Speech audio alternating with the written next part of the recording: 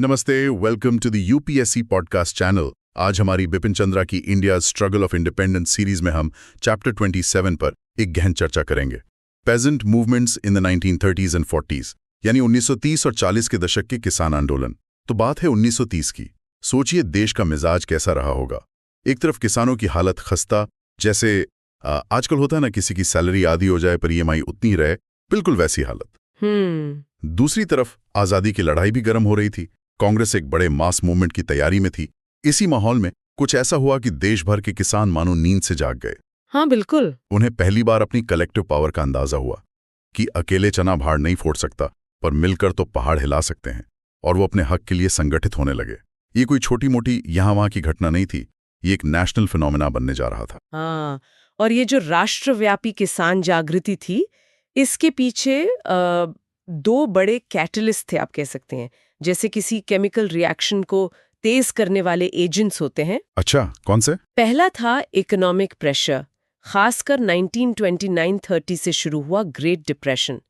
ये अमेरिका से शुरू हुआ, पर इसकी लहरें पूरी दुनिया में फैली और भारत भी इससे अछूता नहीं रहा, बिल्कुल नहीं। हाँ, सुना है, बहुत बुरा हाल था। बहुत। और दूसरा था पॉलिटिकल मोमेंटम। 1930 में इंडियन नेशनल कांग्रेस ने अपना मास स्ट्रगल का नया फेज शुरू किया, सिविल डिसोबीडियंस मूवमेंट, यानी सीडीएम, सविनय अवज्ञा आंदोलन।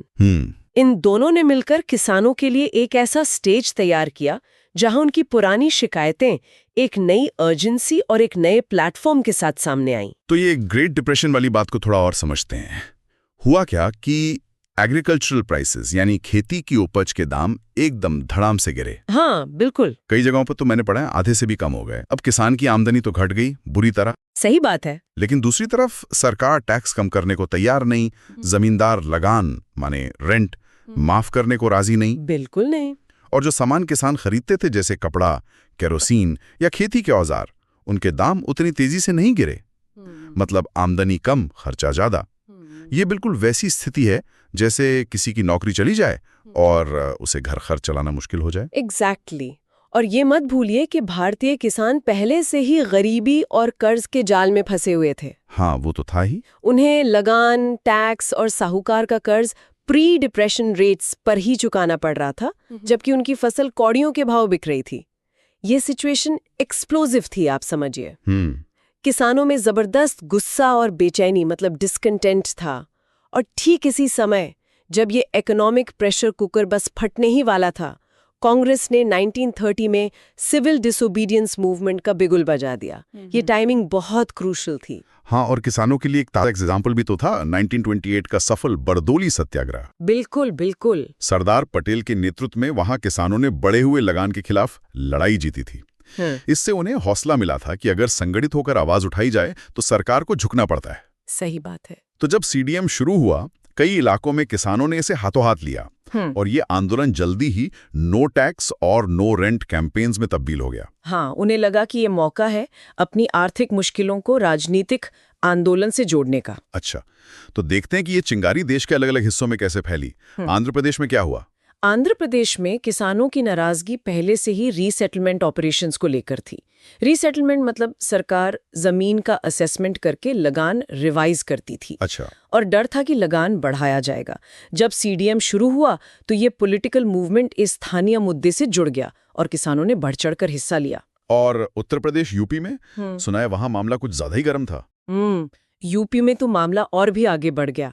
वहां नो रेवेन्यू कैंपेन बहुत जल्दी नो रेंट कैंपेन बन गया। यानी किसानों ने सरकार को टैक्स देना तो बंद किया ही, जमींदारों को लगान देना भी बंद कर दिया। ये जमींदारों के लिए सीधी चुनौती थी। अरे बाप रे। और मजे की बात देखिए, 1931 में जब गांधी-इरविन पैक्ट हुआ और कांग्रेस ने औपचारिक तौर पर आंदोलन वापस ले लिया, एक तरह का टेम्पररी सीज फायर था, तब भी यूपी में किसानों का नो रेंट मूवमेंट जारी रहा। वो रुकने को तैयार नहीं थे। अच्छा, मतलब आंदोलन कांग्रेस के कंट्रोल से भी बाहर जा रहा था कुछ हद तक। हाँ, ये दिखाता है कि किसान आंदोलन अब सिर्फ कांग्रेस के इशारों पर नहीं चल रहा था, उसकी अपनी एक मोमेंटम बन चुकी थी। यहाँ तक कि गांधी जी को खुद यूपी के किसानों के लिए एक मैनिफेस्टो जारी करना पड़ा। क्या था उसमें? उसमें उन्होंने सलाह दी कि किसान लीगल रेंट का सिर्फ 50% ही चुकाएं, लेकिन रसीद पूरे अमाउंट की मांगे। ये एक तरह से किसानों के एक्शन को लेजिटिमाइज करने और उन्हें निगोसिएशन पार देने की कोशिश थी। अच्छा, ये तो बड़ी स्ट्रैटेजिक बात थी। गुजरात का किस्सा भी सुना है, बड़ा दिलचस्प है, वो हिजरत वाली बात। हाँ, गुजरात का किस्सा भी बड़ा ड्रामेटिक है, खासकर सूरत और खेड़ा जिलों में। यहाँ किसानों ने टैक्स देने से साफ मना कर दिया। जब सरकार ने जुल्म ढाया, रिप्रेशन बढ़ाया, तो उन्होंने एक अनोखा रास्ता अपनाया, हिजरत। मतलब वो अपना घर, गांव, खेत खलियान सब छोड़कर पड़ोस के बड़ौदा राज्य, जो ब्रिटिश इंडिया का हिस्सा नहीं था, वहां माइग्रेट कर गए। अरे, अपना सब कुछ छोड़कर? हाँ, सोचिए जरा, अपना सब कुछ छोड़कर रिफ्यूजी की तरह रहना, ये कितना बड़ा कदम था, कितनी डेस्परेशन रही होगी।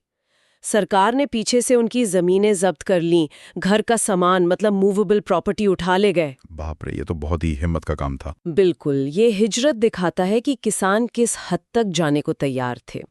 फिर बिहार और बंगाल में एक और मुद्दा गरमाया, चौकीदारी टैक्स। हाँ, ये चौकीदारी टैक्स क्या बला थी? ये टैक्स गांव वालों से वसूला जाता था गांव के चौकीदार की तनख्वाह के लिए।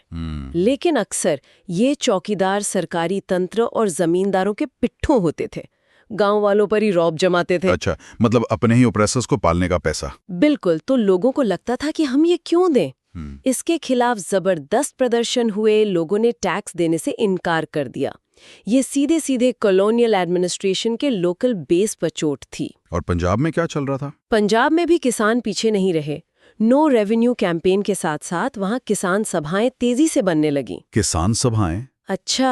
हाँ, ये सभाएं किसानों की स्पेसिफिक मांगों को उठा रही थी, जैसे लैंड रेवेन्यू कम करो, नहर के पानी का रेट मतलब वाटर रेट्स घटाओ, और सबसे महत्वपूर्ण किसानों के कर्ज का बोझ कम करो, स्केलिंग डाउन ऑफ डेट्स की मांग कर रहे थे।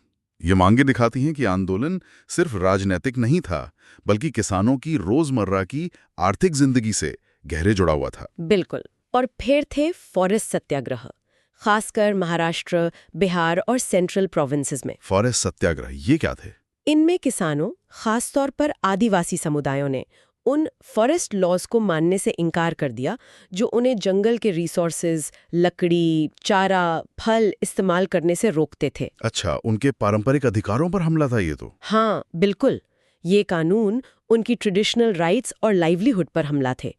इन सत्याग्रहों को भी काफी समर्थन मिला। इसी तरह आंध्र में जमींदारी व्यवस्था के खिलाफ संघर्ष शुरू हुए, जैसे नेल्लोर जिले की वेंकटगिरी जमींदारी के खिलाफ आंदोलन। ये दिखाता है कि किसानों का गुस्सा अलग अलग रूपों में फूट रहा था, कहीं टैक्स के खिलाफ, कहीं लगान के खिलाफ, कहीं जंगल कानूनों के खिलाफ, कहीं जमींदारी के खिलाफ। तो कुल मिलाकर सिविल डिसोबीडियंस मूवमेंट ने किसानों के लिए एक नेशनल प्लेटफॉर्म तैयार कर दिया। इसने उनकी लोकल ग्रीवेंसेस को एक बड़े नेशनल कॉज से जोड़ा। सही का। उन्हें लगा कि उनकी लड़ाई सिर्फ उनकी नहीं, बल्कि पूरे देश की लड़ाई का हिस्सा है। इसने किसानों में एक नई पॉलिटिकल कॉन्शियसनेस पैदा की। ये सिर्फ लगान या टैक्स कम कराने का मामला नहीं रह गया था, ये पावर स्ट्रक्चर को चैलेंज करने की शुरुआत थी, है ना? बिल्कुल। और यहाँ एक और बहुत महत्वपूर्ण बात समझने की है जो शायद पहली नजर में उतनी साफ न दिखे। सिविल डिसोबीडियंस मूवमेंट ने राजनीतिक कार्यकर्ताओं मतलब पॉलिटिकल कैडर्स की एक पूरी नई पीढ़ी तैयार की। अच्छा, कैसे? ये वो नौजवान थे जिनका बैप्टिज्म ऑफ फायर इसी आंदोलन में हुआ था। ये जोशीले थे, संघर्ष के लिए तैयार थे, मिलिटेंट थे और मौजूदा व्यवस्था से खुश नहीं थे। जैसे यूनिवर्सिटी में नए स्टूडेंट्स आते हैं ना, दुनिया बदलने का जज्बा लेकर, कुछ वैसा ही माहौल था। हाँ, समझ गया। और ये जो नई पीढ़ी थी, इन पर लेफ्ट विचारधारा का असर बढ़ रहा था, है ना? बिल्कुल। जवाहरलाल नेहरू और सुभाष चंद्र बोस जैसे नेता कांग्रेस के अंदर ही समाजवादी विचारों की बात कर रहे थे। कम्युनिस्ट और दूसरे मार्क्सिस्ट ग्रुप्स भी किसानों और मजदूरों के संगठन पर जोर दे रहे थे। ये विचार इन युवा कार्यकर्ताओं को आकर्षित कर रहे थे। उन्हें लगान टैक्स की लड़ाई से आगे बढ़कर समाज में फंडामेंटल चेंजेस लाने की जरूरत महसूस हो रही थी। तो जब सीडीएम का एक्टिव फेस खत्म हुआ, आंदोलन थोड़ा ठंडा पड़ा, तो इन एनर्जेटिक युवा कार्यकर्ताओं ने अपनी राजनीतिक ऊर्जा के लिए नए आउटलेट्स तलाशने शुरू किए। उन्हें लगा कि अब सिर्फ जेल भरने से काम नहीं चलेगा, जमीनी स्तर पर संगठन बनाना होगा। एग्जैक्टली। और कई लोगों को इसका जवाब किसानों को संगठित करने में मिला। उन्हें लगा कि भारत की असली ताकत गांवों में है और किसानों को मोबिलाइज किए बिना न तो आज़ादी मिलेगी न ही समाज बदलेगा। इसी कॉन्टेक्स्ट में 1934 में कांग्रेस सोशलिस्ट पार्टी (सीएसपी) का गठन एक अहम पड़ाव था, जैसा आपने बताया। हाँ बिल्कुल, इसने लेफ्ट लीनिंग लोगों को कांग्रेस के अंदर ही एक प्लेटफॉर्म दिया। और कम्युनिस्ट को भी फायदा हुआ इससे। हाँ, कम्युनिस्ट को भी फायदा हुआ। उन पर अक्सर ब्रिटिश सरकार के प्रतिबंध लगे रहते थे, लेकिन सीएसपी के सदस्य बन के उन्हें खुले तौर पर काम करने का, अपने विचार फैलाने का मौका मिल गया। ये एक तरह से लेफ्ट पॉलिटिक्स के लिए कंसोलिडेशन का दौर था। बिल्कुल। बिखरी हुई ताकतें एकजुट हो रही थीं। और इस लेफ्ट कंसोलिडेशन का सीधा असर किसान आंदोलन पर पड़ा होगा। बिल्कुल। अब ये जरूरत और शिद्दत से महसूस की जाने लगी कि देश भर में फैली किसान सभाओं और आंदोलनों को कोऑर्डिनेट करने के लिए एक अखिल भारतीय संस्था होनी चाहिए। हाँ, एक नेशनल बॉडी की जरूरत थी। बिल्कुल।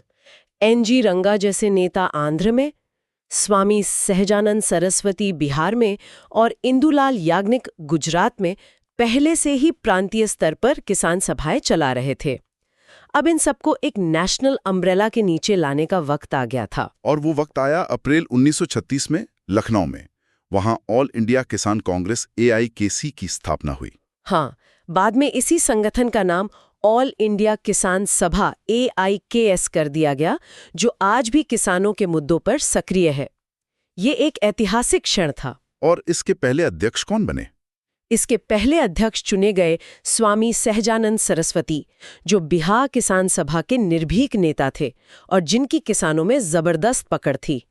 और जनरल सेक्रेटरी बने एनजी रंगा। अच्छा, एनजी रंगा आंध्र वाले। हाँ, जो आंध्र में किसान आंदोलन के पायोनियर तो थे ही, साथ ही कृषि समस्याओं के, अग्रेरियन प्रॉब्लम के विद्वान भी थे, जिन्होंने किसानों की हालत पर बहुत लिखा था। और इस पहले अधिवेशन में कौन कौन लोग थे? नेहरू जी भी थे शायद। हाँ, और देखिए, इस पहले अधिवेशन की अहमियत इस बात से भी पता चलती है कि खुद जवाहरलाल नेहरू वहां मौजूद थे और उन्होंने सभा को संबोधित भी किया। अच्छा। ये दिखाता है कि कांग्रेस लीडरशिप, खासकर उसका लेफ्ट विंग, किसान आंदोलन को कितना महत्व दे रहा था। वहां और भी कई बड़े नेता मौजूद थे। राम मनोहर लोहिया, पंजाब से सोहन सिंह जोश, गुजरात से इंदुलाल याग्निक, सोशलिस्ट नेता जयप्रकाश नारायण, मोहनलाल गौतम, कमल सरकार, सुधीन प्रमाणिक और अहमद दिन जैसे कई जाने माने चेहरे। वाह, तो बड़े दिग्गज जुटे थे। इस लखनऊ कॉन्फ्रेंस में क्या बड़े फैसले हुए? इसमें दो बड़े फैसले हुए। एक किसान मैनिफेस्टो तैयार किया जाएगा, जिसमें किसानों की मुख्य मांगें रखी जाएंगी। ये एक तरह से किसानों का अपना चार्टर ऑफ डिमांड्स बनने वाला था। ठीक है। दूसरा, इंदुलाल याग्निक के संपादन में एक बुलेटिन निकाला जाएगा, ताकि संगठन की बातें, खबरें और विचार दूर दूर तक किसानों तक पहुंच सकें। हाँ, कम्युनिकेशन चैनल बनाना तो बहुत जरूरी था। इन्फॉर्मेशन इज पावर, है ना? बिल्कुल। AIKC का बनना सिर्फ एक संगठन का बनना नहीं था, ये भारतीय राजनीति में किसान शक्ति के संगठित उभार का प्रतीक था। इसके बाद मुंबई में ऑल इंडिया किसान कमेटी की बैठक हुई, जिसमें इस किसान मैनिफेस्टो को फाइनल शेप दिया गया। हाँ, उसमें किसानों की बुनियादी मांगों को शामिल किया गया और फिर इसे कांग्रेस वर्किंग कमेटी (CWC) को सौंपा गया। अच्छा, CWC को क्यों? मकसद साफ था कि कांग्रेस इन मांगों को अपने ऑफिशियल प्लेटफॉर्म में शामिल करे, खासकर 1937 में होने वाले प्रांतीय चुनावों के घोषणा पत्र मतलब मैनिफेस्टो में। ये किसान आंदोलन की तरफ से नेशनल पॉलिटिक्स में एक डायरेक्ट इंटरवेंशन था। और क्या कांग्रेस ने मांगे मानी? इसका असर हुआ? हाँ, ये इंटरवेंशन काफी हद तक सफल रहा। फैजपुर में दिसंबर 1936 में कांग्रेस का अधिवेशन हुआ। ये पहला मौका था जब कांग्रेस का सालाना सेशन किसी गांव में हो रहा था। हाँ, फैजपुर अधिवेशन। और वहां कांग्रेस ने जो कृषि कार्यक्रम, एग्रेरियन प्रोग्राम अपनाया, उस पर किसान मैनिफेस्टो का साफ असर दिखता है। इसमें कई महत्वपूर्ण मांगे मान ली गईं। कौन सी मांगे थीं, वो जरा विस्तार से बताइए। मुख्य मांगे थीं लैंड रेवेन्यू और रेंट में 50% की तत्काल कमी। 50%? ये तो बहुत बड़ी बात थी। हाँ, बहुत बड़ी। किसानों के कर्जों पर रोक मतलब मॉरेटोरियम ऑन डेट्स, ताकि उन्हें थोड़ी राहत मिले। सामंती वसूली जैसे फ्यूडल लेवीज, बेगार और नजराना वगैरह का खात्मा। किराएदारों, टेनेंट्स के लिए कार्यकाल की सुरक्षा, सिक्योरिटी ऑफ टेन्योर, ताकि जमींदार उन्हें मनमाने ढंग से बेदखल न कर सके। खेतीहर मजदूरों, एग्रीकल्चरल लेबरर्स के लिए जीवन यापन योग्य मजदूरी, लिविंग वेज की मांग। और किसान यूनियनों, पेजेंट यूनियंस को मान्यता देना। ये मांगे दिखाती हैं कि किसान आंदोलन अब सिर्फ ऊपरी राहत नहीं बल्कि एग्रेरियन स्ट्रक्चर में बदलाव की बात कर रहा था। ये तो काफी रैडिकल था उस समय के हिसाब से। बिल्कुल रैडिकल था। और फैसपुर में एक और यादगार घटना हुई। कांग्रेस अधिवेशन के साथ ही वहां ऑल इंडिया किसान कांग्रेस का दूसरा अधिवेशन भी हुआ, जिसकी अध्यक्षता NG रंगा ने की। अच्छा, कांग्रेस सेशन के साथ साथ। हाँ। और इस मौके पर करीब 500 किसान महाराष्ट्र के मनमाड़ से फैजपुर तक 200 मील से ज्यादा पैदल चलकर पहुंचे। क्या बात है, 200 मील पैदल? हाँ, ये कोई मामूली मार्च नहीं था। रास्ते भर ये किसान रुकते, लोगों से मिलते, किसान कांग्रेस के झंडे लहराते, पर्चे बांटते और अपने संगठन के उद्देश्यों का प्रचार करते। सोचिए क्या नजारा रहा होगा। ये किसानों के बढ़ते हुए आत्मविश्वास और संगठनात्मक ताकत का जबरदस्त प्रदर्शन था। कमाल है। और इनका स्वागत किसने किया वहां? बिल्कुल। और फैजपुर में इन जुझारू किसानों का स्वागत करने के लिए कौन कौन मौजूद था? जवाहरलाल नेहरू, शंकर राव देव, MN रॉय, आचार्य नरेंद्र देव, SA डांगे, MR मसानी, यूसुफ मेहर अली, बंके मुखर्जी जैसे चोटी के राष्ट्रीय नेता और किसान नेता। वाह, ये दिखाता है कि किसान आंदोलन अब नेशनल पॉलिटिक्स के मेन स्ट्रीम में अपनी जगह बना चुका था। निश्चित रूप से। NG रंगा ने अपने अध्यक्षीय भाषण में एक बहुत महत्वपूर्ण घोषणा की। उन्होंने कहा, हम खुद को संगठित कर रहे हैं ताकि हम एक समाजवादी राज्य और समाज, सोशलिस्ट स्टेट एंड सोसाइटी के अंतिम उद्घाटन, फाइनल इनॉग्रेशन के लिए खुद को तैयार कर सकें। Wow, socialist state and society, ये तो बहुत बड़ा बयान था उस समय के हिसाब से। हाँ, बहुत बड़ा बयान। ये दिखाता है कि किसान आंदोलन का नजरिया अब कितना बदल चुका था, कितना रैडिकल हो गया था। ये सिर्फ आर्थिक मांगों की लड़ाई नहीं थी, ये एक वैकल्पिक सामाजिक राजनीतिक व्यवस्था, ऑल्टरनेटिव सोशियो पॉलिटिकल ऑर्डर की तरफ इशारा कर रहा था। बिल्कुल, इसमें लेफ्ट विचारधारा का प्रभाव साफ झलकता है। निश्चित रूप से। ये दिखाता है कि 1930 के दशक में किसान आंदोलन ने कितनी लंबी छलांग लगाई थी। आर्थिक तंगी से शुरू होकर, राजनीतिक आंदोलन से जुड़कर, नई विचारधारा से प्रभावित होकर और एक अखिल भारतीय संगठन बनाकर। हाँ, उसने भारतीय राजनीति के एजेंडे को बदलने में एक अहम भूमिका निभाई। किसानों की आवाज अब सिर्फ गांव तक सीमित नहीं थी, वो राष्ट्रीय स्तर पर गूंज रही थी। हाँ, तो हमने देखा कि कैसे 1930 का दशक भारतीय किसानों के लिए एक टर्निंग पॉइंट साबित हुआ। ग्रेट डिप्रेशन की आर्थिक चोट, सिविल डिसोबीडियंस मूवमेंट का राजनीतिक अवसर और लेफ्ट विचारधारा के प्रसार, इन तीनों ने मिलकर एक ऐसी जमीन तैयार की जिस पर किसान आंदोलन तेजी से पनपा और फैला। बिल्कुल, इसने न सिर्फ किसानों को संगठित किया बल्कि राष्ट्रीय आंदोलन को भी एक नई गहराई और धार दी। हाँ, ये समझना जरूरी है कि किसानों का ये उभार सिर्फ उनकी इकोनॉमिक डिमांड्स तक सीमित नहीं था। ये भारत के स्वतंत्रता संग्राम का एक इंटीग्रल पार्ट बन गया और इसने आज़ादी के बाद भारत के सामाजिक, राजनीतिक, सोशियो पॉलिटिकल ट्रांसफॉर्मेशन की दिशा तय करने में भी महत्वपूर्ण भूमिका निभाई। हाँ, किसानों की भागीदारी ने स्वतंत्रता आंदोलन को सही मायनों में एक मास मूवमेंट बनाया। बिल्कुल, चलिए आगे बढ़ते हैं। Okay, let's move our discussion forward. आज हम 1937 से 1939 के दौर की बात करेंगे, जब भारत में किसान आंदोलन अपने चरम पर था, एकदम पीक पर। हाँ, बिल्कुल। ये वो टाइम था जब कई प्रांतों में कांग्रेस की सरकारें बनी और एक बिल्कुल नया पॉलिटिकल माहौल तैयार हुआ। बिल्कुल, एकदम हवा बदल गई थी। मतलब आप देखिए, लोगों में ये जो सिविल लिबर्टीज थी ना, नागरिक स्वतंत्रताएं, जैसे बोलने की, इकट्ठा होने की, वो आज़ादी पहले से ज्यादा महसूस हो रही थी और एक उम्मीद जगी, एक्सपेक्टेशन कि भाई अब अपनी सरकार है, हमारे लोग सत्ता में है, तो वो किसानों के लिए, आम लोगों के हक में काम करेंगे। इसी उम्मीद और ये जो बदला हुआ माहौल था, इसने किसान आंदोलन को जबरदस्त ऊर्जा दी, एक नई जान फूंक दी, समझिए। हाँ, और ये सिर्फ हवाई उम्मीदें नहीं थी। ऐसा भी नहीं था कि बस लोग सोच रहे थे। इन नई सरकारों ने बाकायदा कर्ज माफी, मतलब डेट रिलीफ के लिए, बिल्कुल, जमीन वापसी के लिए, खासकर वो जमीनें जो किसानों ने आर्थिक मंदी, वो जो ग्रेट डिप्रेशन का दौर था, उसमें खो दी थी। हाँ, बहुत बुरा हाल था तब। और जो बटाईदार या किराएदार थे उनकी कार्यकाल सुरक्षा मतलब टेन्योर सिक्योरिटी के लिए, यानी उन्हें आसानी से बेदखल ना किया जा सके, इसके लिए कानून बनाने की कोशिशें भी शुरू की। बिल्कुल की। इससे तो किसानों का हौसला और बढ़ा होगा। एग्जैक्टली इसी वजह से लामबंदी मतलब मोबिलाइजेशन और तेज हुआ। कहीं किसान इन कानूनों के समर्थन में इकट्ठा हुए तो कहीं उनमें अपनी जरूरत के हिसाब से बदलाव की मांग को लेकर सड़कों पर उतरे। अच्छा, मतलब सरकार के कदमों ने भी आंदोलन को एक तरह से आप कह सकते हैं चिंगारी दिखाई। तो ये किसान इकट्ठा कैसे हो रहे थे, क्या तरीके अपना रहे थे? जाहिर है आजकल की तरह व्हाट्सएप ग्रुप या फेसबुक इवेंट्स तो थे नहीं। नहीं, बिल्कुल नहीं। सबसे आम तरीका था किसान सम्मेलन करना, थाना लेवल पर, फिर तालुका लेवल पर, जिला स्तर पर और फिर प्रांत के स्तर पर बड़ी बड़ी बैठकें होती थीं। इनमें किसान अपनी मांगे रखते थे, प्रस्ताव पास करते थे और इन सम्मेलनों में बड़े बड़े नेता आते थे।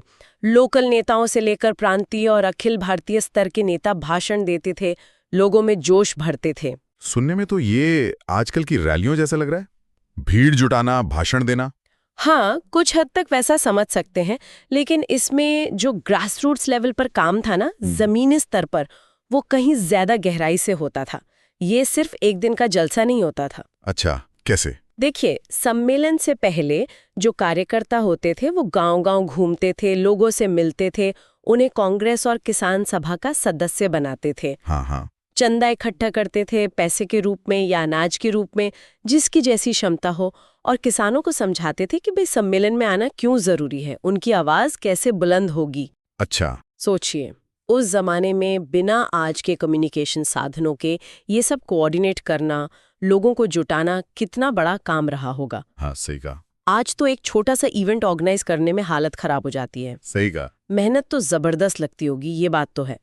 और इन सम्मेलनों में सिर्फ गंभीर भाषण ही होते थे या कुछ मनोरंजन का भी इंतजाम होता था? माहौल कैसा रहता था? बोरिंग तो नहीं हो जाता था? नहीं, सिर्फ गंभीर बातें नहीं, यही तो खास बात थी। सांस्कृतिक कार्यक्रम मतलब कल्चरल शोज भी होते थे। अच्छा। नाटक खेले जाते थे, लोक गीत गाए जाते थे, दूसरी लोक कलाओं का प्रदर्शन होता था। इन सब के जरिए आंदोलन का संदेश किसानों तक मजेदार और आसान तरीके से पहुंचाया जाता था। जैसे आजकल नुक्कड़ नाटक या प्रोटेस्ट सॉन्ग्स होते हैं। हाँ, बिल्कुल वैसा ही समझिए। और इसका असर बहुत गहरा होता था। किसान जब इन सभाओं से लौटते थे तो उनमें अपनी सामूहिक शक्ति, अपनी कलेक्टिव पावर का एक नया एहसास होता था। और अपनी हालत के, अपनी शोषण की बेहतर समझ पैदा होती थी, एक तरह की चेतना जागती थी, पॉलिटिकल कॉन्शियसनेस जिसे कहते हैं। चलिए, ये तो हुई आम तरीकों की बात। अब कुछ खास इलाकों की बात करते हैं। दक्षिण से शुरू करते हैं। मालाबार यानी आज के केरल का हिस्सा, वहां क्या चल रहा था? क्या वहां भी यही पैटर्न था? मालाबार में कहानी थोड़ी पहले 1934 से ही शुरू हो गई थी। वहां कांग्रेस सोशलिस्ट पार्टी CSP के जो कार्यकर्ता थे ना, हाँ, उन्होंने किसानों के बीच काम करना शुरू कर दिया था। गांव-गांव घूमकर उन्होंने कर्षक संगम यानी किसान एसोसिएशन बनाए। कर्षक संगम? हाँ, कर्षक संगम। और उनकी मांगे बहुत ठोस और जमीनी थीं, मतलब सीधे किसानों के रोजमर्रा की मुश्किलों से जुड़ी हुई, हवाई बातें नहीं थीं। जैसे कि क्या मांगे थी? कुछ उदाहरण देंगे? बिल्कुल, जैसे कई तरह की सामंती वसूली होती थी, फ्यूडल लिवीज जिन्हें वो स्थानीय भाषा में अक्रम पिरवुकल कहते थे, वो खत्म हो। अक्रम पिरवुकल, ठीक है। की करेंगे, इस नाम पर किसानों को उनकी जमीन से बेदखल ना करें। अच्छा, ये भी एक तरीका था बेदखल करने का। हाँ, फिर टैक्स, लगान और कर्ज का बोझ कम किया जाए। अनाज का लगान नापते वक्त जमींदार सही बाट या माप का इस्तेमाल करें, धोखाधड़ी ना हो। ओ, ये भी होता था। हाँ जी, बहुत होता था। और जमींदारों के जो मैनेजर होते थे, कारिंदे, उनका भ्रष्टाचार बंद हो। ये लिस्ट ही दिखाती है कि शोषण कितना मल्टी लेयर्ड था, कितना फैला हुआ था। बाप रे, ये तो जमींदारों की मनमानी की पूरी फहरिस्त है। मतलब हर तरफ से किसान पिस रहा था। इन मांगों को मनवाने के लिए कर्षक संगम क्या तरीके अपना रहे थे? सिर्फ मीटिंग्स और इकाइयां बनाना तो बेस था ही, लेकिन मालाबार में एक तरीका जो बहुत लोकप्रिय और असरदार साबित हुआ, वो था जाथा निकालना। जाथा? ये क्या था? मतलब किसानों के बड़े बड़े समूह बनाकर मार्च करते हुए सीधे बड़े जन्मी मतलब जमींदार। अच्छा, जैनमी। हाँ, तो बड़े जन्मी के घरों तक जाना, वहां अपनी मांगे रखना और कोशिश करना कि तुरंत समाधान मिले। अरे वाह। खासकर जो छोटी मोटी स्थानीय वसूलियां थीं, जैसे वासी, नूरी वगैरह, उनको बंद करवाने में ये जाते बहुत कामयाब रहे। एक तरह की सीधी कार्रवाई थी ये, डायरेक्ट एक्शन। मतलब आमने सामने का टकराव। ये तो हिम्मत का काम था उस वक्त। जमींदार तो बहुत ताकतवर होते थे। बिल्कुल, हिम्मत तो थी ही। इसके अलावा कर्षक संगमों ने 1929 का जो मालाबार टेनेंसी एक्ट था, उसमें संशोधन के लिए जोरदार अभियान चलाया। अच्छा, कानून में बदलाव के लिए। हाँ, उन्होंने बाकायदा 6 नवंबर 1938 को Malabar tenancy act amendment day मनाया। पूरे जिले में सभाएं हुईं और सब जगह से एक जैसा प्रस्ताव पास करके सरकार पर दबाव बनाने की स्ट्रैटेजी अपनाई गई। ये तो काफी ऑर्गेनाइज्ड लग रहा है। हाँ, बिल्कुल, सोची समझी रणनीति थी। अखिल मालाबार कर्षक संगम ने आर रामचंद्र नेदुंगदी की अध्यक्षता में एक कमेटी भी बनाई, जिसने किराएदारी की समस्या की गहराई से जांच की। और मजे की बात, इसकी सिफारिशों को केरल प्रदेश कांग्रेस कमेटी यानी केपीसीसी ने भी अपना समर्थन दिया। अच्छा, कांग्रेस का भी समर्थन था। हाँ, फिर दिसंबर 1938 में 2 बड़े जाथे निकले। एक उत्तरी मालाबार के करिवल्लूर से, दूसरा दक्षिण के कंजीकोट से। हर जाथे में करीब 500 किसान थे। 500 किसान एक जाथे में? हाँ, और रास्ते में स्थानीय कांग्रेस कमेटियों ने उनका स्वागत किया, उनके खाने पीने का इंतजाम किया। ये दोनों जाथे कालीकट के पास चेवायूर में मिले, जहां अखिल मालाबार कर्षक संगम का सम्मेलन चल रहा था। ये तो किसी बड़े उत्सव जैसा लग रहा है। पूरा मोबिलाइजेशन का नजारा कल्पना कर सकता हूं मैं। बहुत बड़ा आयोजन था। उसी शाम कालीकट बीच पर एक विशाल जनसभा हुई, जिसकी अध्यक्षता पी कृष्णा पिल्लई ने की, जो सीएसपी और बाद में सीपीआई के बड़े नेता बने। इसमें फिर से टेनेंसी एक्ट में संशोधन की मांग वाले प्रस्ताव पास हुए। अब इतना जबरदस्त दबाव बना कि मद्रास प्रेसिडेंसी, जिसका हिस्सा मालाबार था, कि जो कांग्रेस सरकार थी, उसके राजस्व मंत्री टी प्रकाशम, जो खुद आंध्र के बड़े नेता थे, उन्हें दिसंबर 1938 में मालाबार का दौरा करना पड़ा ताकि वो खुद स्थिति को समझ सकें। तो क्या सरकार ने इस दबाव के आगे कुछ किया? कोई ठोस नतीजा निकला इस सबका, इतनी मेहनत का? सरकार ने एक टेनेंसी कमेटी बनाई। उसमें 3 वामपंथी मतलब लेफ्ट विंग सदस्य भी शामिल थे, जो किसानों का पक्ष समझते थे। अच्छा, ये तो अच्छी बात थी। हाँ, कर्षक संगम और कांग्रेस कमेटियों ने फिर से किसानों को संगठित किया ताकि वे कमेटी के सामने सबूत पेश कर सकें, ज्ञापन दे सकें। लेकिन विडंबना देखिए, क्या हुआ? जब तक कमेटी ने 1940 में अपनी रिपोर्ट दी, तब तक दूसरे विश्व युद्ध के मुद्दे पर कांग्रेस मंत्रालय इस्तीफा दे चुके थे। अरे, तो मतलब फौरी तौर पर तुरंत कोई कानून नहीं बन पाया? तुरंत नहीं बन पाया, पर इस पूरे अभियान ने मालाबार के किसानों को किराएदारी के मुद्दे पर जबरदस्त तरीके से गोलबंद मतलब मोबिलाइज कर दिया था।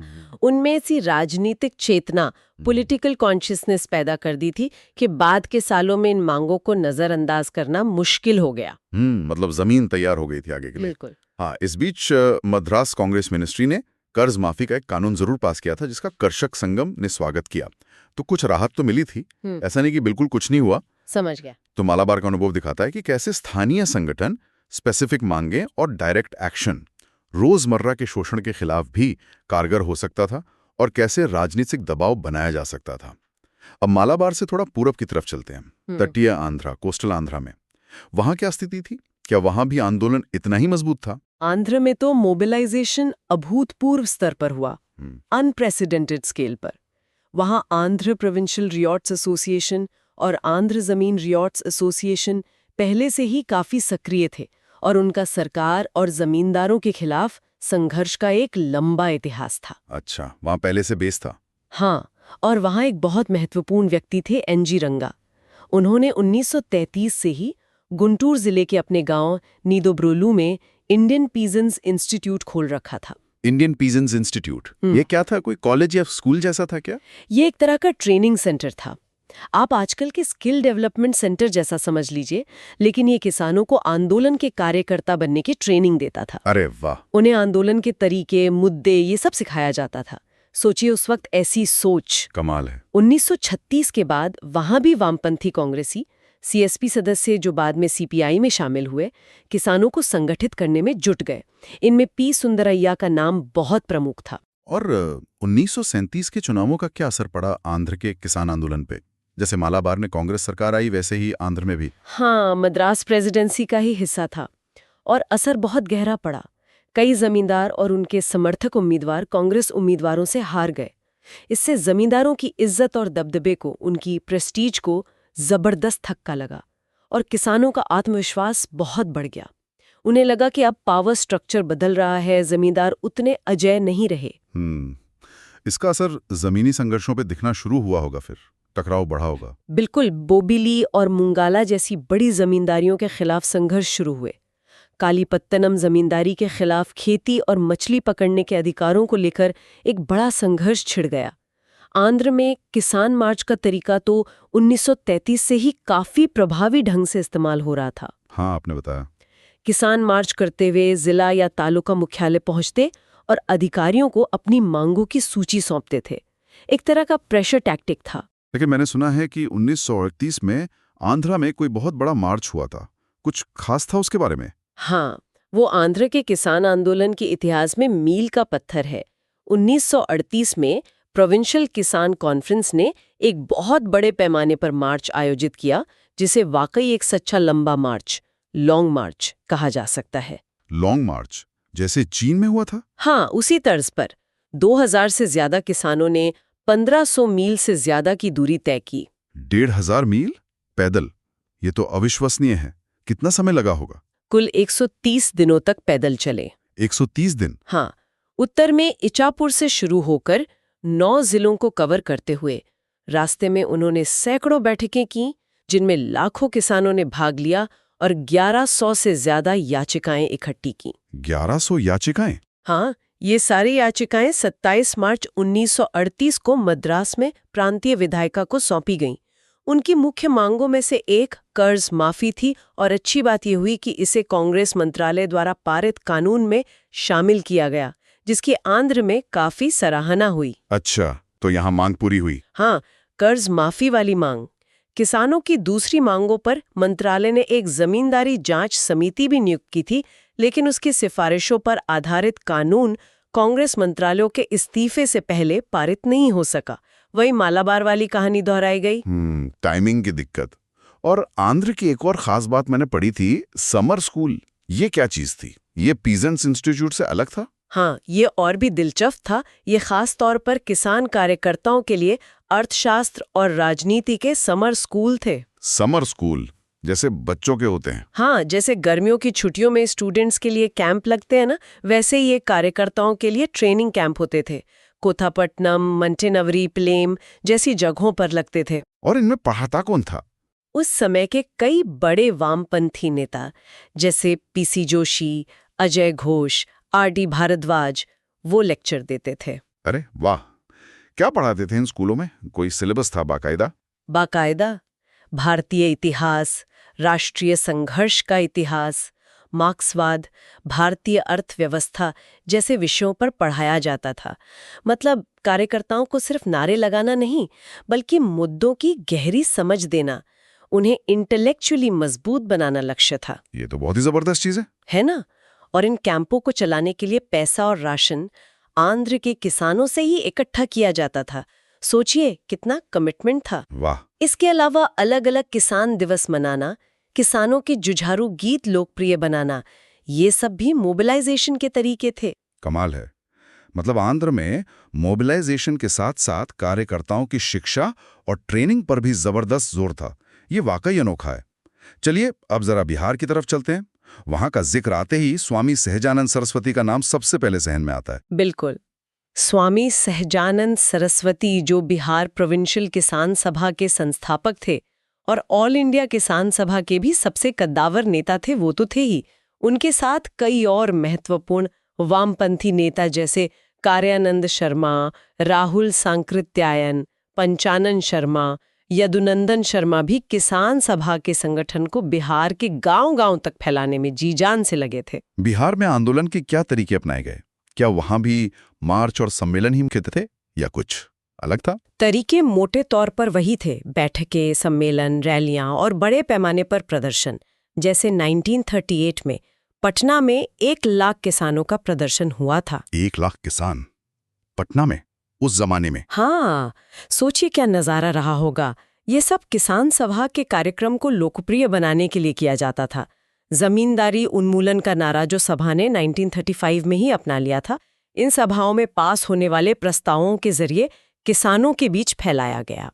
दूसरी मुख्य मांगें थी अवैध वसूली, जो इलीगल लेवीज होती थी, वो बंद हो, किसानों की बेदखली रुके और बकाश्त जमीनें वापस मिलें। ये बकाश्त जमीनें क्या थीं? ये शब्द बिहार के संदर्भ में बार बार सुनने को मिलता है, थोड़ा समझाएंगे इसके बारे में? देखिए, बकाश्त जमीनें वो जमीनें थीं जो ऑक्यूपेंसी टेनेंट्स, मतलब जिन किसानों का जमीन पर एक तरह का पुश्तैनी हक जैसा था, कब्जादारी काश्तकार जिन्हें कहते हैं, हाँ। वो लगान न चुका पाने के कारण जमींदारों के हाथों खो बैठे थे। ऐसा खासकर आर्थिक मंदी के सालों में हुआ, जब फसल की कीमतें एकदम गिर गईं और किसानों की आमदनी खत्म हो गई। अच्छा। और विडंबना ये थी कि अक्सर वही किसान इन जमीनों पर अब बटाईदार, मतलब शेयर क्रॉपर्स के तौर पर खेती करते रहते थे। ओह।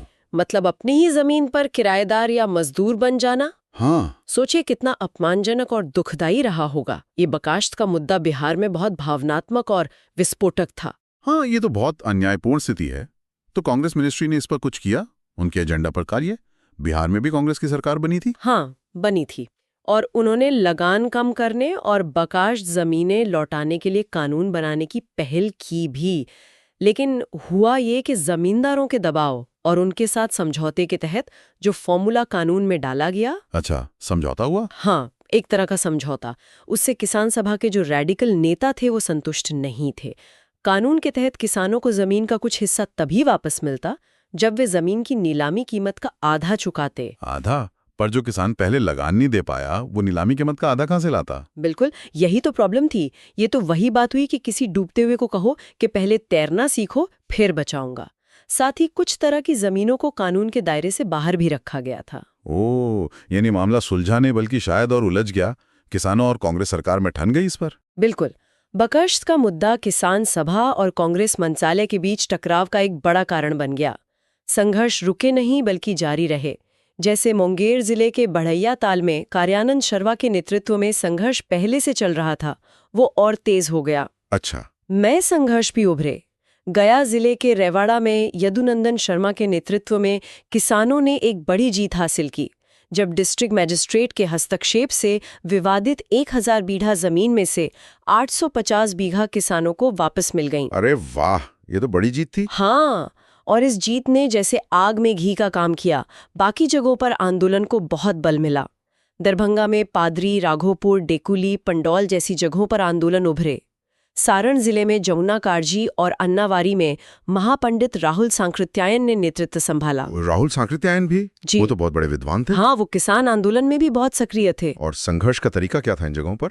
क्या ये शांतिपूर्ण था या हिंसक झड़पें भी हुई? मुख्य तरीके थे सत्याग्रह और जबरदस्ती फसल बोना और काटना। किसान कहते थे कि ये जमीन हमारी है, हम इस पर खेती करेंगे, फसल हमारी है, हम ही काटेंगे। अच्छा, मतलब जमीन पर कब्जा करना एक तरह से। ना, जाहिर है जमींदारों ने चुपचाप तो देखा नहीं होगा। उन्होंने जवाब में अपने लठेतों का इस्तेमाल किया। सभाएं भंग करना, किसानों को डराना धमकाना, मारपीट करना। जमींदारों के आदमियों से झड़पें रोज की बात हो गई। ओह। पुलिस भी अक्सर जमींदारों का ही पक्ष लेती थी और नेताओं व कार्यकर्ताओं को गिरफ्तार करने के लिए दखल देती थी। कुछ जगहों पर सरकार और दूसरे कांग्रेसी नेताओं ने समझौता कराने की कोशिश भी की। बकाश्त आंदोलन 1938 के अंत और 1939 में अपने चरम पर पहुंचा।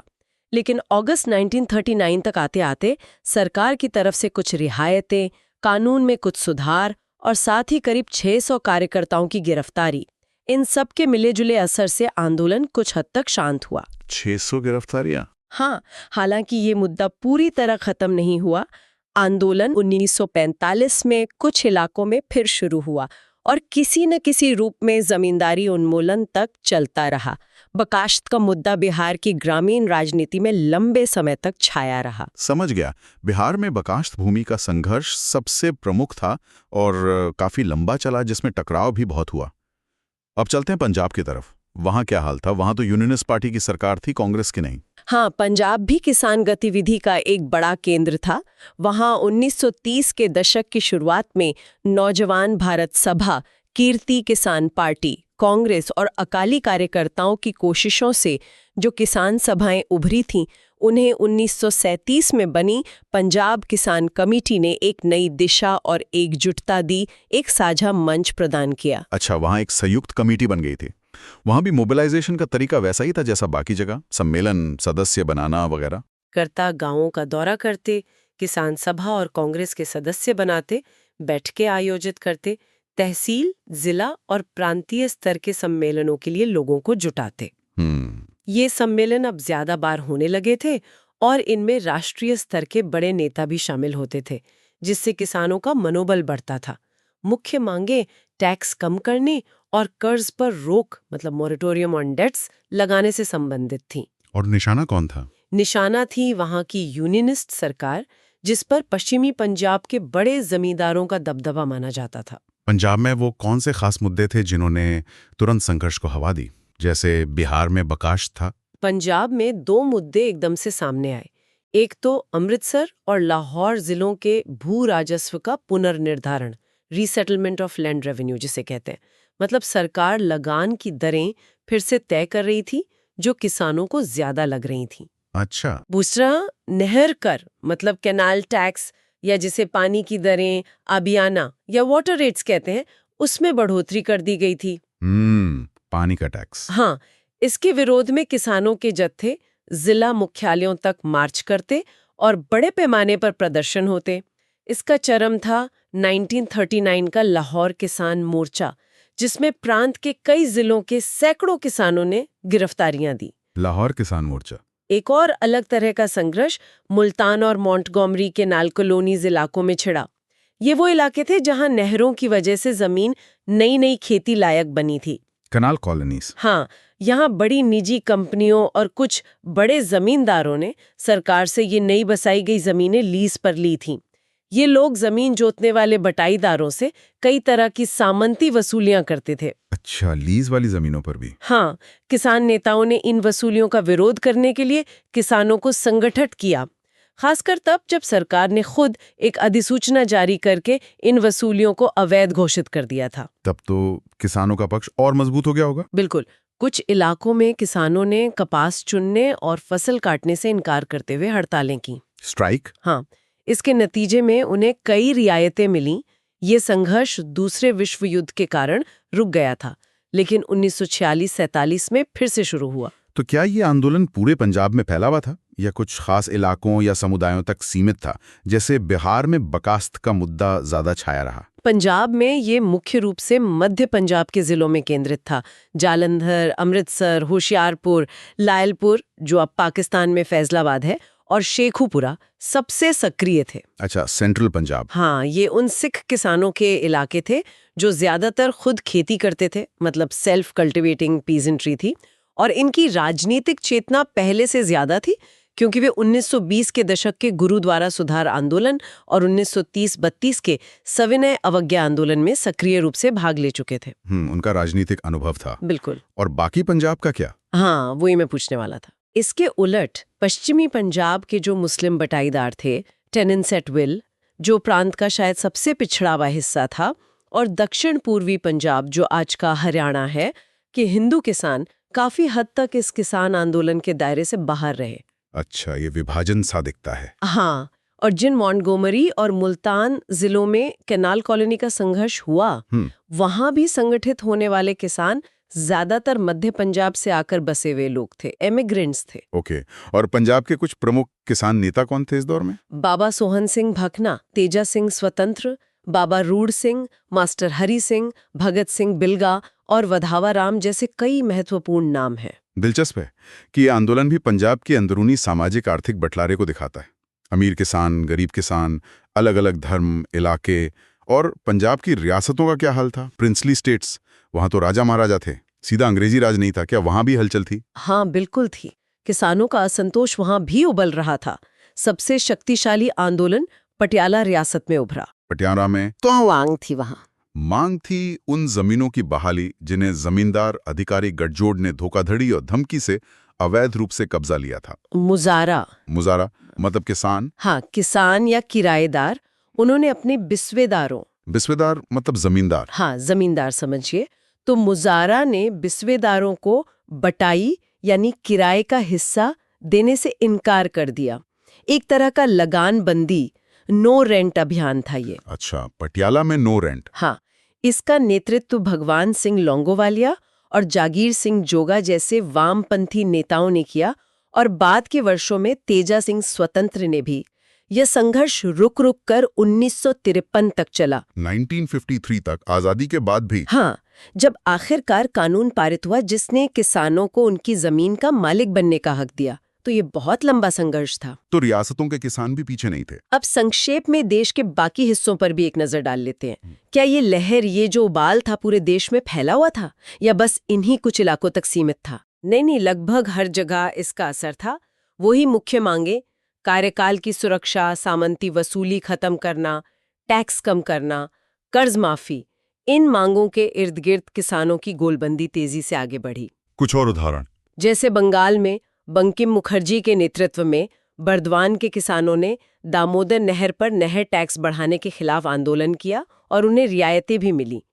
24 परगना के किसानों ने अपनी मांगे रखने के लिए अप्रैल 1938 में कलकत्ता तक मार्च किया। कलकत्ता तक मार्च? हाँ।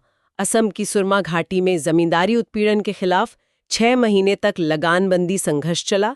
करुणा सिंधु रॉय ने किराएदारी कानून में संशोधन के लिए बड़ा अभियान चलाया। 6 महीने नो रेंट? हाँ। उड़ीसा में मालती चौधरी और अन्य लोगों ने 1935 में ही उत्कल प्रांतीय किसान सभा बना ली थी। उन्होंने प्रांतीय कांग्रेस कमेटी पीसीसी से किसान घोषणा पत्र को अपने चुनावी घोषणा पत्र का हिस्सा बनवाने में सफलता पाई। अच्छा, मैनिफेस्टो में डलवा लिया? हाँ, और बाद में जब कांग्रेस सरकार बनी तो उसने महत्वपूर्ण कृषि कानून पेश किए। ओडिशा के रियासतों में भी बेगार, फोर्स्ड लेबर, जंगलों में अधिकार और लगान में कमी के सवालों पर शक्तिशाली आंदोलन हुआ, जिसमें आदिवासी भी बड़ी संख्या में शामिल थे। ढेंकनाल जैसी रियासत में तो बड़ी झड़पें हुईं और हजारों लोग दमन से बचने के लिए राज्य से भाग गए। हजारों लोग भाग गए? हाँ, इतना दमन था। NWFP यानी उत्तर पश्चिम सीमा प्रांत में गल्लाधीर रियासत के किसानों ने अपने नवाब द्वारा बेदखली और सामंती वसूली के खिलाफ प्रदर्शन किया।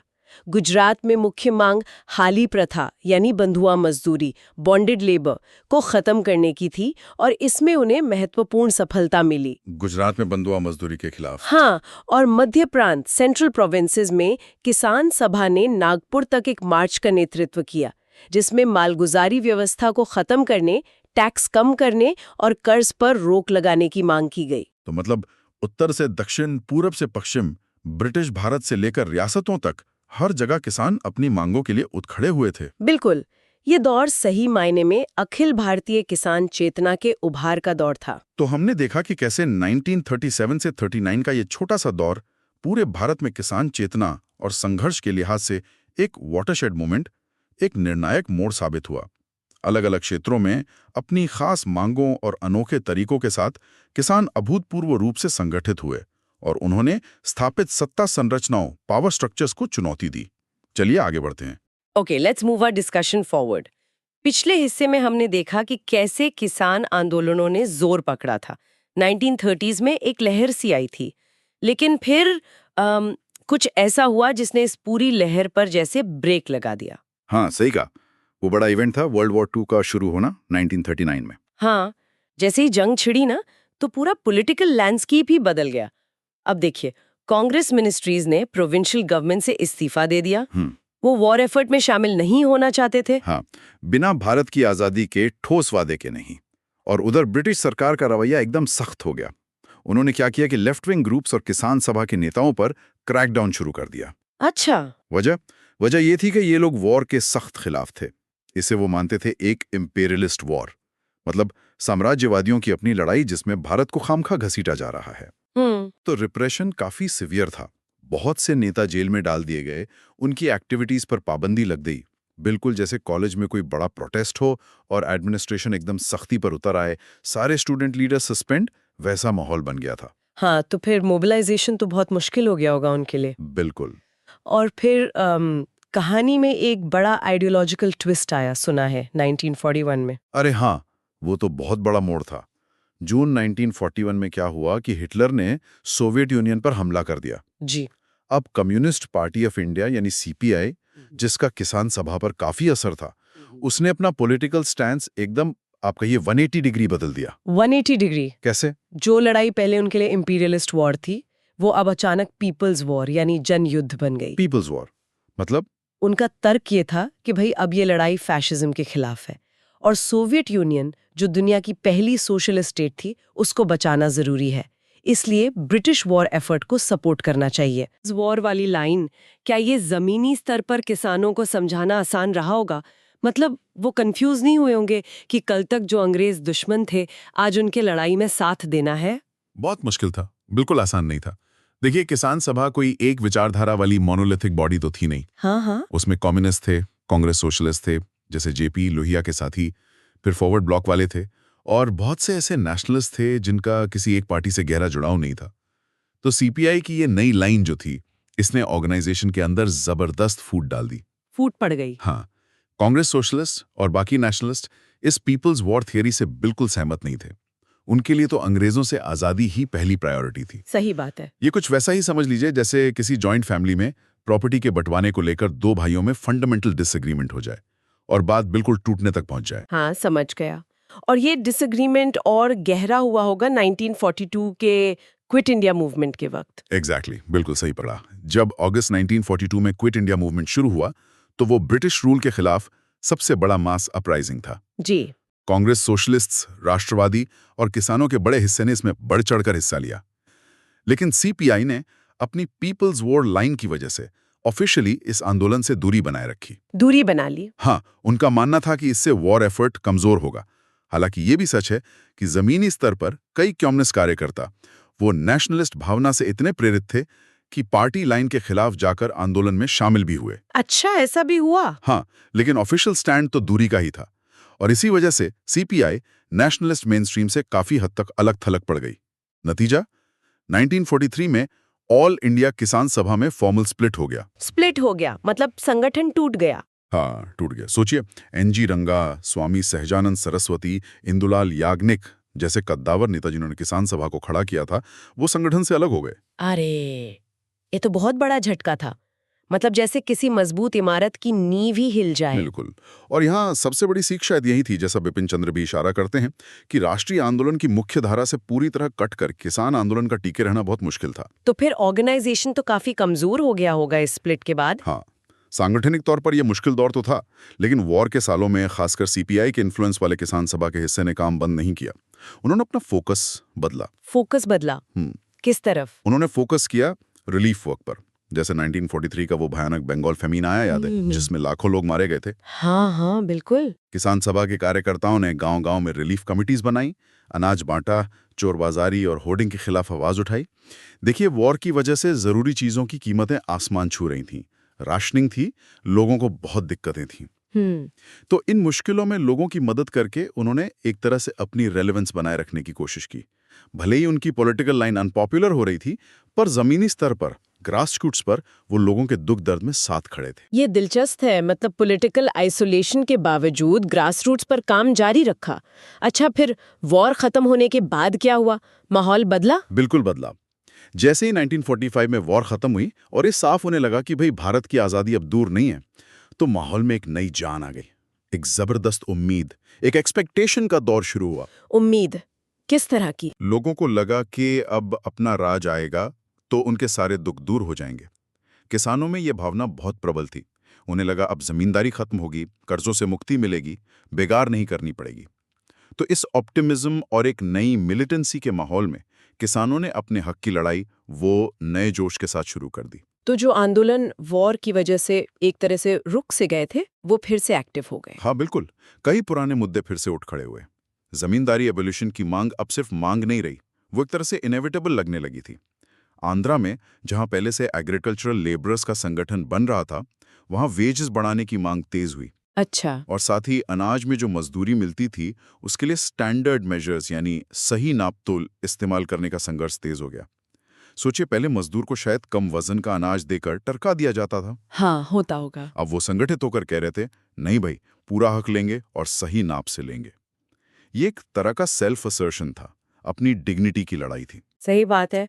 और देश के दूसरे हिस्सों में भी ऐसा ही उबाल था? बिल्कुल। ये पोस्ट वॉर अपसर्ज जो था, ये एक अखिल भारतीय फिनोमेना था।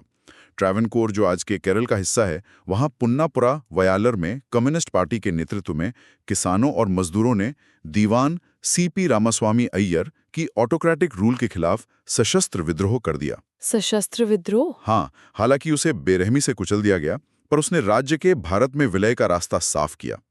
उधर हैदराबाद स्टेट में तेलंगाना के किसानों ने देशमुखों यानी बड़े जमींदार और निजाम के रजाकारों के भयानक शोषण के खिलाफ हथियार उठा लिए। तेलंगाना स्ट्रगल? हाँ, सुना है इसके बारे में। ये संघर्ष कई सालों तक चला और भारतीय इतिहास के सबसे बड़े किसान गुरिल्ला युद्धों में से एक बना। इसने निजाम के शासन की नींव हिला दी। इसी तरह महाराष्ट्र में वर्ली आदिवासियों का संघर्ष हुआ। बिहार, यूपी, पंजाब में भी किसानों की गतिविधियां तेज हुईं। ये सब आज़ादी की सुबह से ठीक पहले का अंधेरा चीरने की कोशिशें थीं, आप कह सकती हैं। लेकिन इन सब में ब्रिटिश इंडिया के अंदर जिस आंदोलन ने शायद सबसे ज्यादा ध्यान खींचा, वो बंगाल का तेभागा आंदोलन था। हाँ, बिल्कुल। तेभागा स्ट्रगल ये 1946 के आखिर में शुरू हुआ और बहुत तेजी से फैला। तेभागा का मतलब क्या है? बंगाल में सिस्टम था कि बर्गदार्स यानी शेयर क्रॉपर्स जो दूसरों की जमीन पर खेती करते थे, उन्हें उपज का आधा हिस्सा जमीन के मालिक, जिन्हें जोटेदार कहते थे, उनको देना पड़ता था। आधा मतलब 50-50? हाँ, अधियार सिस्टम कहते थे इसे। अब किसान सभा के नेतृत्व में बर्गदार्स ने मांग उठाई कि वो आधा नहीं, सिर्फ 1/3 1/3 हिस्सा देंगे। यानी तेभागा 3 में से 1 भाग लैंडलॉर्ड का, 2 भाग किसान का। अच्छा, ये थी तेभागा की मांग। और कोई मांग थी? हाँ, एक और अहम मांग थी कि फसल कटने के बाद बंटवारे से पहले अनाज जोटेदार के खलियान या गोदाम में नहीं रखा जाएगा, बल्कि बर्गदार के अपने खमार मतलब उसके अपने गोदाम या घर में रखा जाएगा। ये क्यों महत्वपूर्ण था? ये बहुत महत्वपूर्ण था। ये सिर्फ उपज के बंटवारे का मामला नहीं था, ये सदियों से चले आ रहे पावर स्ट्रक्चर को सीधी चुनौती थी। फसल किसके कंट्रोल में रहेगी, ये सिंबॉलिक भी था और प्रैक्टिकल भी। ये जोतेदार की अथॉरिटी पर सीधा सवाल था। सोचिए, गांव के गरीब बटाईदार का ये कहना कि फसल मेरे घर जाएगी, तुम्हारे नहीं, ये कितनी बड़ी बात रही होगी उस वक्त। हाँ बिल्कुल, लेकिन इस मांग का आधार क्या था? क्या ये अचानक उठी मांग थी? नहीं, अचानक नहीं। इसका एक बैकग्राउंड था। 1940s में बंगाल लैंड रिव्यू कमीशन बनी थी, जिसे फ्लाउड कमीशन भी कहते हैं। हाँ, फ्लाउड कमीशन। हाँ, उसने अपनी रिपोर्ट में यही सिफारिश की थी कि बर्गदार्स का हिस्सा बढ़ाकर 2/3 कर देना चाहिए और उन्हें ऑक्यूपेंसी राइट्स मतलब जमीन पर एक तरह का मालिकाना हक, वो भी मिलना चाहिए। कमीशन ने खुद माना था कि मौजूदा सिस्टम एक्सप्लॉयटेटिव है। अच्छा, तो मतलब उनकी मांग को एक तरह की ऑफिशियल बैकिंग मिल गई थी? बिल्कुल। इसी के साथ उत्तरी बंगाल के हाजोंग आदिवासियों की भी मांग जुड़ गई कि उनसे लगान अनाज के रूप में रेंट इन काइंड लेने के बजाय नकद कैश रेंट लिया जाए, क्योंकि अनाज के दाम बढ़ने का फायदा उन्हें नहीं मिल पाता था। तो फ्लाउड कमीशन की सिफारिश ने तो जैसे आग में घी का काम किया होगा। बिल्कुल किया। बंगाल प्रोविंशियल किसान सभा, जिस पर सीपीआई का प्रभाव था, उसने इस मांग को लेकर आंदोलन छेड़ दिया। बर्गदार्स ने ऐलान कर दिया कि वो फसल काटकर सीधे अपने खमार में ले जाएंगे। टकराव तो फिर होना ही था इसमें। जाहिर है, जोतेदार्स ने इसका पुरजोर विरोध किया, लेकिन आंदोलन को एक अनएक्सपेक्टेड बूस्ट मिला जनवरी 1947 में। वो कैसे? बंगाल की तत्कालीन मुस्लिम लीग मिनिस्ट्री थी, एच.एस. सोरावाडी उसके प्रीमियर थे। उन्होंने बंगाल बर्गदार्स टेम्पररी रेगुलेशन बिल का ड्राफ्ट कलकत्ता गैजेट में प्रकाशित कर दिया 22 जनवरी 1947 को। बिल छाप दिया? हाँ, और इस बिल में तेभागा की मांग को लागू करने का प्रावधान था। अब इससे किसानों में ये संदेश गया कि सरकार उनकी मांग मान रही है। अब ये गैरकानूनी नहीं रही, ये तो कानूनी होने जा रही है। फिर तो आंदोलन और तेज हो गया होगा, जाहिर सी बात है। हाँ बिल्कुल। जो इलाके अब तक शांत थे, वहां भी किसान उठ खड़े हुए। कई जगहों पर किसानों ने जबरदस्ती जोटेदार्स के गोदामों से धान निकालकर अपने खमारों में रखना शुरू कर दिया। अब ये सीधी कॉन्फ्रंटेशन थी। जैसे किसी सोसाइटी में मेंटेनेंस चार्ज को लेकर झगड़ा बढ़ जाए और लोग ऑफिस पे ताला डालने पहुंच जाएं, कुछ वैसा ही, पर बहुत बड़े पैमाने पर और ज्यादा गंभीर। जोटेदार्स घबरा गए। उन्होंने सरकार पर दबाव डाला। और सरकार, जिसने बिल छापकर उम्मीदें जगाई थीं, उसने क्या किया? क्या वो अपने वादे पर कायम रही? नहीं, सरकार पीछे हट गई। जोटेदार्स के दबाव में और बिगड़ती कानून व्यवस्था का हवाला देकर सरकार ने पुलिस भेज दी किसानों को दबाने के लिए। ओहो। कई जगहों पर पुलिस और किसानों के बीच हिंसक झड़पें हुई। सबसे दुखद घटना दिनाजपुर जिले के खानपुर गांव में हुई, जहां पुलिस फायरिंग में 20 किसान मारे गए। 20 किसान? ये तो बहुत दुखद है। हाँ, बहुत।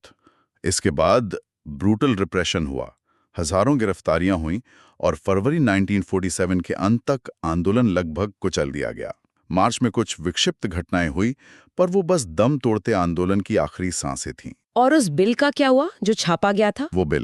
वो कभी कानून बन ही नहीं पाया।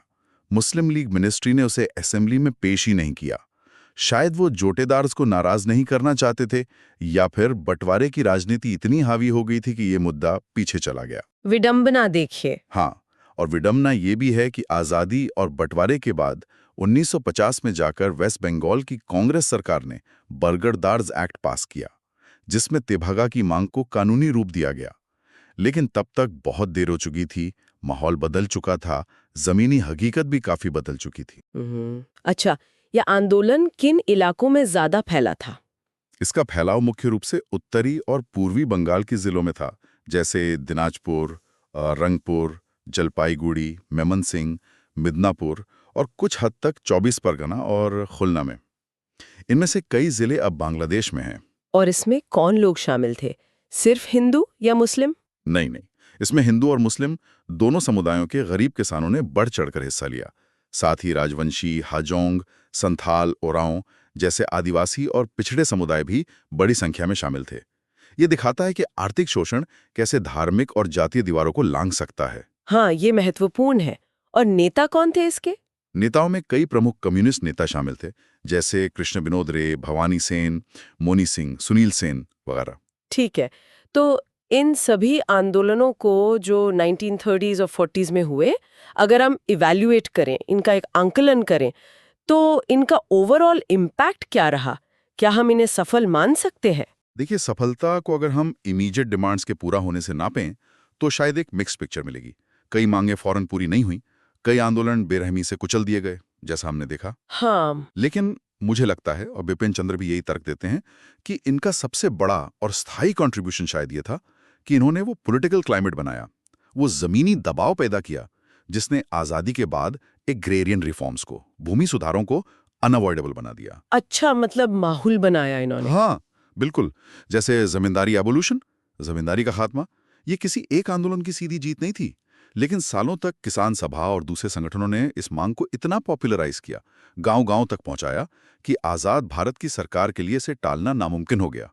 इन्होंने एग्रेरियन क्वेश्चन को नेशनल एजेंडा के सेंटर में ला दिया। ये एक बहुत महत्वपूर्ण पॉइंट है कि तात्कालिक सफलता शायद न भी मिले, तो भी आंदोलन भविष्य के बड़े बदलावों की नींव रख देते हैं।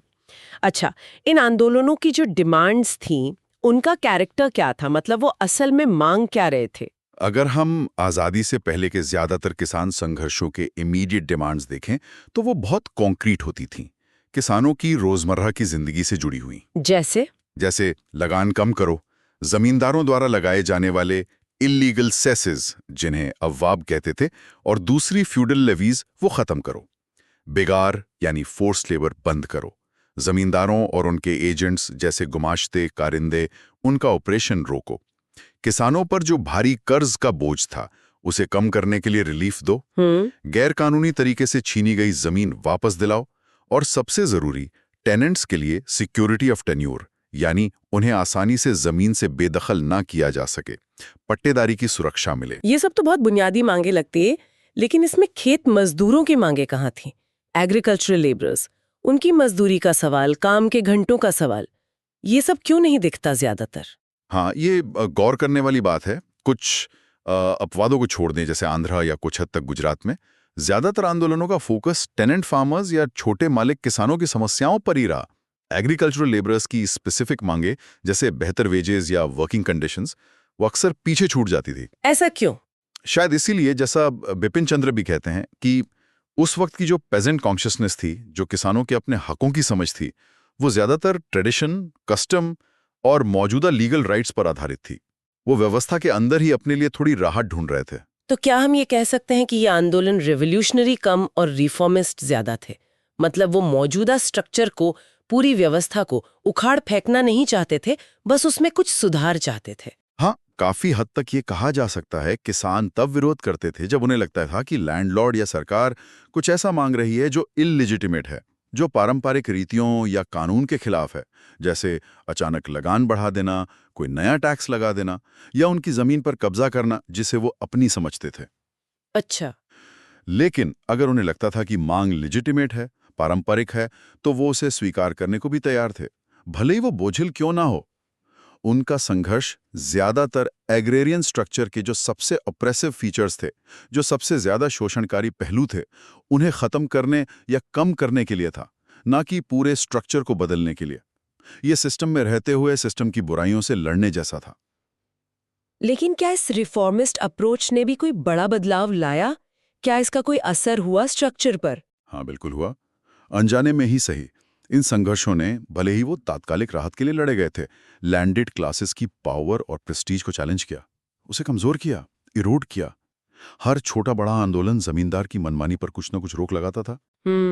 इसने किसानों के अंदर एक नई चेतना, एक सेंस ऑफ पावर जगाई, और इस तरह उन्होंने स्ट्रक्चरल ट्रांसफॉर्मेशन के लिए, व्यवस्था में बड़े बदलाव के लिए जमीन तैयार की। आगे का चैलेंज ये था कि किसान आंदोलन किसानों की इस लिमिटेड कॉन्शियसनेस को कैसे बदले, उन्हें ये एहसास कैसे कराए कि जरूरत सिर्फ मरहम पट्टी की नहीं बल्कि पूरे सिस्टम को बदलने की है, और फिर उस बदली हुई ज्यादा रेडिकल कॉन्शियसनेस पर आधारित आंदोलन कैसे खड़े किए जाएं। सही बात है। अच्छा, और इन आंदोलनों के तरीके क्या थे? मेथड्स ऑफ स्ट्रगल, कैसे लड़ते थे अपनी लड़ाई? तरीके भी काफी हद तक उनकी मांगों और नेशनल मूवमेंट के प्रभाव से शेप हुए थे। मेन फोकस था मोबिलाइजेशन पे, मतलब किसानों को इकट्ठा करना, उन्हें जागरूक करना, उन्हें ऑर्गेनाइज करना। मोबिलाइजेशन कैसे करते थे? इसके लिए मीटिंग्स होती थीं, कॉन्फ्रेंसेस होते थे, बड़ी बड़ी रैलीज, डेमोन्स्ट्रेशंस किए जाते थे। किसान सभा या रेतु संगम या कर्षक संगम की मेंबरशिप ड्राइव चलाई जाती थी, सदस्य बनाए जाते थे। ये सारा ऑर्गेनाइजेशनल ग्राउंड वर्क जो था, वो रीढ़ की हड्डी था इन आंदोलनों की। और जब बात डायरेक्ट एक्शन पर आती थी तब? डायरेक्ट एक्शन में आमतौर पर वही तरीके अपनाए जाते थे जो नेशनल मूवमेंट में पॉपुलर हो चुके थे और आजमाए जा चुके थे, जैसे सत्याग्रह, सिविल डिसोबीडियंस, मतलब सरकार के कानूनों को शांतिपूर्ण ढंग से तोड़ना, जैसे जंगल कानूनों को तोड़ना या पाबंदियों का उल्लंघन करना। और सबसे कारगर हथियार? सबसे प्रभावी हथियार था नो टैक्स या नो रेंट कैंपेन्स, यानी लगान या टैक्स देने से इनकार कर देना। यह सरकार और जमींदारों की कमर तोड़ देता था। और हिंसा? क्या हिंसा भी होती थी इन आंदोलनों में? हिंसा, जैसा कि नेशनल मूवमेंट में था, वो एक्सेप्शन थी, नॉर्म मिली। लीडरशिप आमतौर पर हिंसा की इजाजत नहीं देती थी, उसे डिस्करेज करती थी। हिंसा ज्यादातर तब होती थी जब पुलिस या जमींदार के लठेत बहुत ज्यादा दमन करते थे, तो वो एक स्पॉन्टेनियस पॉपुलर रिएक्शन होता था, कोई प्लान्ड स्ट्रैटेजी नहीं। जैसे भीड़ का गुस्सा कभी कभी काबू से बाहर हो जाता है, वैसा। समझ गया। आखिर में एक बहुत जरूरी सवाल, किसान आंदोलन और नेशनल मूवमेंट यानी राष्ट्रीय आंदोलन, इनके रिश्ते को कैसे समझें? क्या ये दोनों साथ साथ चले, एक दूसरे के पूरक थे, या इनमें टकराव था? इनका रिश्ता बहुत गहरा था, कॉम्प्लेक्स था और अटूट था। आप इसे सिम्बायोटिक कह सकते हैं, मतलब एक दूसरे पर निर्भर। अच्छा, कैसे? पहली बात तो ये देखिए कि जिन इलाकों में किसान आंदोलन मजबूत थे, वो अक्सर वही इलाके थे जहां नेशनल मूवमेंट की जड़ें पहले से गहरी थीं, जैसे यूपी, बिहार, आंध्रा, केरला, पंजाब। ये कोई कोइंसिडेंस नहीं था। हाँ, ये तो है। नेशनल मूवमेंट ने ही किसानों को पॉलिटिसाइज किया था, उनमें अंग्रेजी राज के खिलाफ चेतना जगाई थी। उसी ने पॉलिटिकल वर्कर्स का वो काडर तैयार किया था जिन्होंने गांव-गांव जाकर किसानों को ऑर्गेनाइज किया, उन्हें नेतृत्व दिया। आइडियोलॉजी के लेवल पर भी जुड़ाव था। क्या किसान आंदोलन नेशनलिस्ट थे? बिल्कुल। किसान आंदोलन की आइडियोलॉजी फंडामेंटली नेशनलिस्ट थी। किसान नेता और कार्यकर्ता सिर्फ वर्ग संघर्ष की बात नहीं करते थे, वो नेशनल फ्रीडम की बात भी करते थे। दुश्मन सिर्फ जमींदार नहीं है, असली और बड़ा दुश्मन ब्रिटिश साम्राज्यवाद है, ये संदेश हमेशा साफ था। ज्यादातर जगहों पर कार्यकर्ता एक साथ कांग्रेस और किसान सभा दोनों के सदस्य बनाते थे। आम किसान के लिए भी ये दोनों लड़ाइयां जुड़ी हुई थी, देश की आजादी और अपनी आर्थिक बेहतरी की लड़ाई। लेकिन हमने सुना है कि बिहार जैसे कुछ इलाकों में कांग्रेस और किसान सभा के बीच काफी मतभेद भी थे, जैसे स्वामी सहजानंद और कांग्रेस के राइट विंग नेताओं में टकराव की खबरें आती थीं। हाँ, मतभेद थे और कभी कभी वो गंभीर भी हो जाते थे, खासकर तब जब कांग्रेस के कंजर्वेटिव एलिमेंट्स किसानों की रैडिकल मांगों का विरोध करते थे, जैसे जमींदारी का पूर्ण उन्मूलन, या जब किसान सभा के नेता कांग्रेस लीडरशिप की आलोचना करते थे कि वो किसानों के हितों की अनदेखी कर रहे हैं। कई बार ऐसा लगता था कि दोनों में टकराव हो जाएगा। तो क्या ये टकराव हावी रहा या तालमेल बना रहा? देखिए, 1942 से पहले तक ज्यादातर समय ये मतभेद मैनेज कर लिए जाते थे। किसान आंदोलन और राष्ट्रीय आंदोलन एक कॉमन ग्राउंड पर साथ चलते थे, एक दूसरे को ताकत देते थे। लेकिन 1942 के क्विट इंडिया मूवमेंट से सीपीआई के अलग रहने और फिर 1943 के किसान सभा स्प्लिट ने एक कड़वा सबक सिखाया। क्या सबक? किसान आंदोलन ने ये महसूस किया कि अगर वो नेशनलिस्ट मेनस्ट्रीम से बहुत ज़्यादा और बहुत साफ तौर पर कट जाता है तो वो अपना मास बेस खो देता है और उसके नेतृत्व में भी फूट पड़ जाती है। आम किसान, जिसकी पहली पहचान नेशनलिस्ट थी, वो ऐसे आंदोलन से जुड़ने में हिचकिचाता था जो राष्ट्रीय संघर्ष से अलग थलग दिखे। अच्छा।